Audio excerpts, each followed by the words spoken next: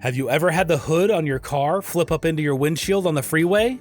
It is terrifying. Welcome to the Hippie Geeks. Let's dig into this vehicle repair.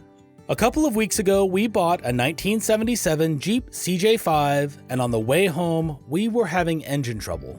At one of the many stops on the way home, I forgot to latch the hood back down. As soon as we hit 50 miles an hour on the freeway, it flipped up hard and slammed into the windshield frame, damaging the hood pretty severely. Everything else luckily survived, but let's get that hood replaced.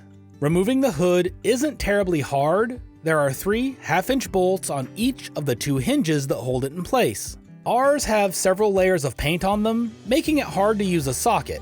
A half-inch box wrench was able to flake the paint off enough to get on there, and let me pull them all out fairly easily. Once those 6 bolts are removed, the only other thing that could be holding the hood on is the hood latch, so be sure to release it.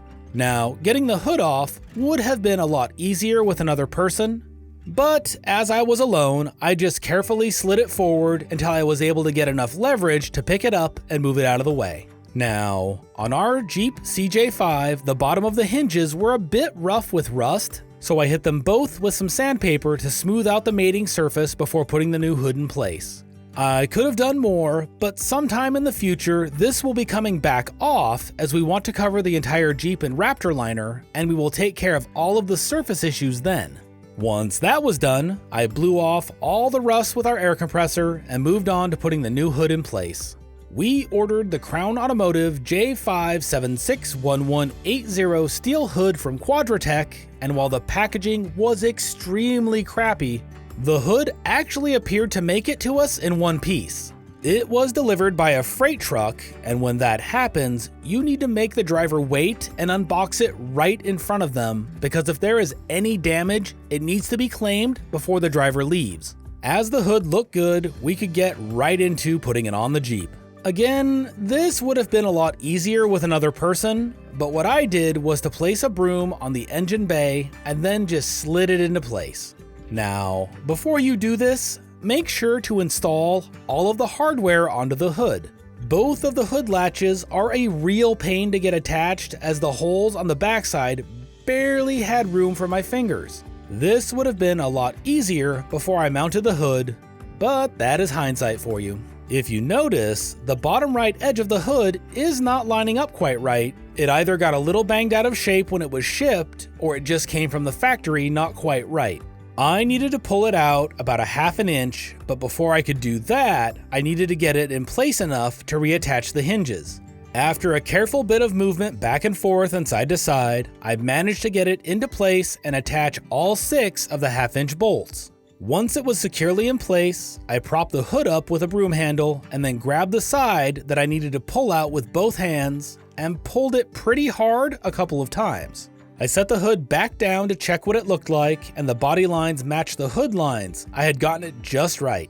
Once that was done, I loosened the bolts again so that I could push the hood all the way back into place and then tighten them all down one more time. With all of that done, I discovered a new issue. The hood latch was not lined up with the holes in the hood. After looking at it for a minute, I decided that the latch holes on the hood were bent forward a little, so I just needed to pound the underside of the hood with a rubber mallet to get it into place. It actually worked, and I was able to close the hood. Now it was time to attach the hardware, and I discovered the errors of my ways.